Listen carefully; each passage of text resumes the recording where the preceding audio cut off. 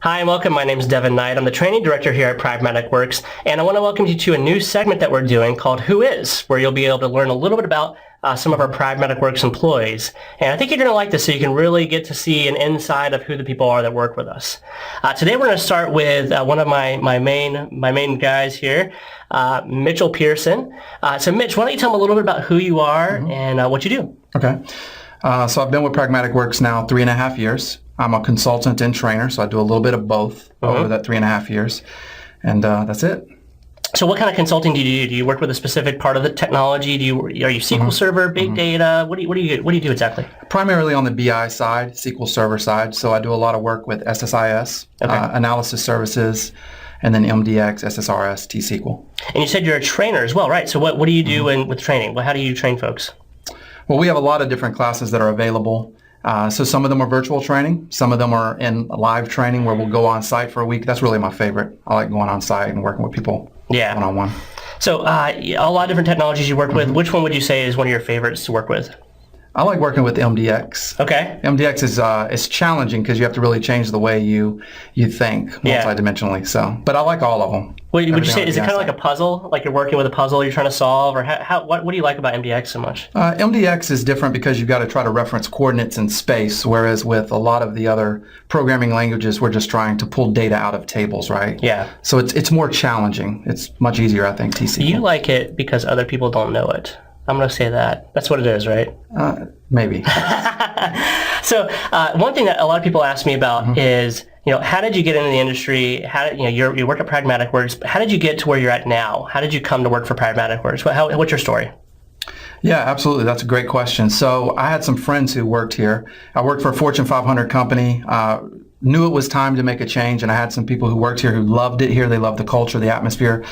And Pragmatic Works offered a 1-week free class called the Foundation. And you go through that class for 1 week, you do Transact SQL, T-SQL, and at the end of that class, I was offered an opportunity with Pragmatic Works. So you mentioned Foundation. What's the Foundation for folks that don't know what that is? The Foundation is just simply an opportunity to bring in people who are not familiar with IT and what we do. And we get 1 week of free training, 5 days, where we go through Transact SQL, which is a querying and a programming language to get data out of data warehouses. Okay, so that's a nonprofit part of the company.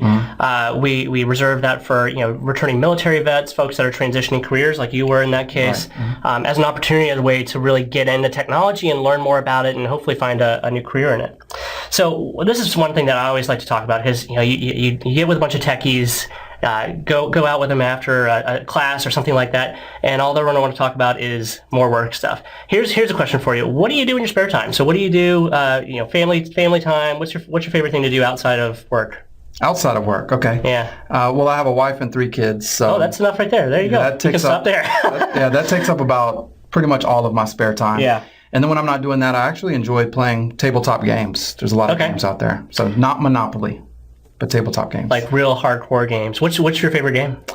I wouldn't say hardcore games, but there's other games out there that have evolved from Monopoly that are a lot better and a lot more challenging. So Ticket to Ride is a very popular and common game that I like. I think that's interesting to share too, because I know a lot of folks that work with SQL Server that are really into games, and so now they're going to come hound you and say, "Oh, I don't like Ticket to Ride. I like this version of Ticket to Ride," or something like that. So that's interesting that they will probably be very fascinated by your gaming interest. So all right, back to work for a moment. What's at Pragmatic Works? What's your favorite thing about working here?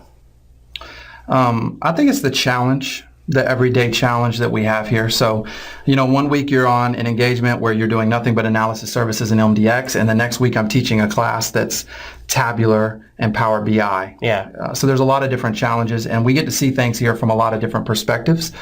So when we're working with other consultants and things like that, we get to see a lot of different things that you wouldn't see at other companies. Yeah, that makes sense. So you get a big variety. You're not always stuck at one place for endless amount of time. You get a little flexibility with your job. That's pretty cool. That's one really, I would think, interesting aspect of doing consulting is you get to go to different places and see different problems to solve. So how about this? So you work with different customers, you work with different clients and through consulting. What's the funniest experience that you have either with them or at Pragmatic Works in general? What's a fun experience that you've had? Funniest. The thing that comes to mind isn't, I wouldn't say it's funny, not funny for me, but when I first started at Pragmatic Works, I wasn't very familiar with how to use GoToMeeting. Okay. So I don't know if you remember this story or not. And somehow I was setting up a GoToMeeting and I called everybody in the company. Oh, no. Everybody in the company was trying to jump on the phone call like, hey, who is it? What's going on? And this is everybody, sales, consultants, CEO of the company. So I was very embarrassed. It was terrifying. I could not end that meeting fast enough. That's pretty awesome. It was terrible. It was definitely terrible. All right. So through different technologies or whatever you've done in your career, what kind of tips would you have for folks? Is there anything specific with a technology that you might offer as a tip, or maybe you don't even have to go that specific, but just in your career, tip that you used as a way to further your career? So that's a good question. I would take that as a kind of a two-question approach or two answers to that. One is when you're in one philosophy that I use is when you're in an area where you're very comfortable with your job, you're probably not learning, right? You're not being challenged, which is one of the great things about working here is you're always being challenged. The second thing is I worked with a guy when I first started here named Anthony Martin, who was a great mentor. And one of the things he said he does every single day is 30 minutes before he starts work, he'll read blogs or watch videos. That's so smart. before he even gets to work, he's challenging himself every day to learn new stuff. Oh, that's a good idea. Yeah, so that maybe set that side of time, maybe even come into work 30 minutes early, Right. so it's not Exactly. diverting from time you need to spend. So for those of you that don't know Mitch, Mitch is kind of a money guru. He likes to work any system that there is you can work with money, credit cards, whatever it may be. He knows the ways to work it, loopholes, whatever it may be. So, Mitch, tell us a little bit about that. That's like a hobby or maybe an obsession, I'm going to call it, you have. Tell us a little bit about your money habits, I guess. All right. So I'm not a guru. I don't call myself a guru. But I do believe that, I guess, $1 saved is $1 earned. So if it's couponing, we do cashback rewards through credit cards. We pay attention to where our money goes. We're very budget oriented. I have some nice Power BI spreadsheets that we use. Yeah, that's right. You do work some Power BI on top of, what do you do that on top of? Just spreadsheets that you've kind of manually typed in and you do Power BI on top of it, or how do you do that? So what I've done is I've taken all of the different categories that I might measure, right? Okay. Like stores or different payment types. I'm trying to think what's in there, categories, subcategories, and then I've added all of that into a Power Pivot model. Oh, nice. And then I can build reports off of that very quickly, efficiently using Power BI. Very cool. So anything else about that? Like you do couponing and all that kind of stuff. That's really your main ways to save, and it works well for you, obviously. All right. So how about this? Tell us, and just between me and you, no one else is listening. Absolutely. Tell us something, or tell me something that no one else knows about you, or that no one else knows about you here. What's something special about you? Is there something special about you, first of all? That I don't want anybody to know, right? You don't want anybody to know. Absolutely. I'm an alien. Whoa! Was not expecting that. Outtakes. Okay. Nobody believes me. No, that's cool. So how about this? How does someone get where you're at today? So you've obviously worked really hard to be where you're at today. How does someone else kind of go through those steps? Obviously, it's a lot of hard work, and you've said this throughout even your early parts of your career. Of you always come in early, stay late, spend weekends studying. How does someone get to that? How does someone have that passion? Obviously, you have a passion for what you do, but how does someone else kind of foster that? Yeah, I mean, I think we work in a great industry. You don't have to have a master's degree or a doctorate degree to move up and excel in what we do in IT. So if you want to be successful, really, the only person holding you back is yourself, right? We live in an age of technology. So between the training classes that we offer, that other companies offer, there's a lot of training out there. But there's also a lot of free resources out there to supplement your training. So I spend a lot of time, like you said, I might wake up on Saturday morning and go study for a couple hours and just to prepare myself. And other things that we do here at Pragmatic Works is we teach, right? We'll go to SQL Saturdays, or we do free virtual training online. We do webinars. So I think that has forced me also to learn a lot more about technology than just doing it and working with the technology, because when you teach the technology, you have to understand it a little bit better.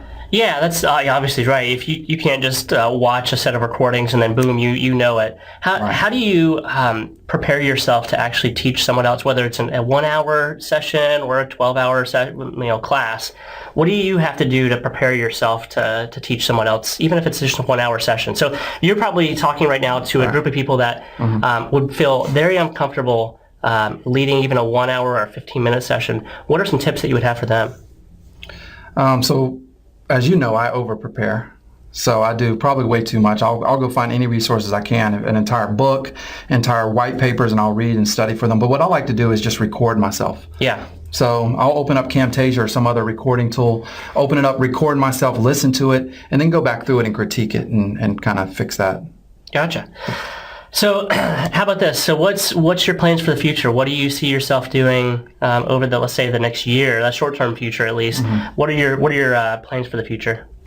Well, over the next year, I'm transitioning into a different role here, where I'll be doing primarily more training than what I'm doing now. Okay. So I'm looking forward to that. I'm happy to hear that as the training director, that you'll be doing more training. Yes. Helping develop classes and actually get to teach a little bit more, which I'm passionate about anyway. I really like teaching and helping people learn and seeing people learn this technology as fast as they do. Yeah, and you do a great job of it, so I'm really excited to see that. If you guys haven't seen any of Mitch's, whether it's a 1 hour presentation or classes, I definitely recommend at least checking out one of the free trainings that we have on our website at pragmaticworks.com. That'll give you a good, at least a preview of what it's like to attend one of Mitch's classes.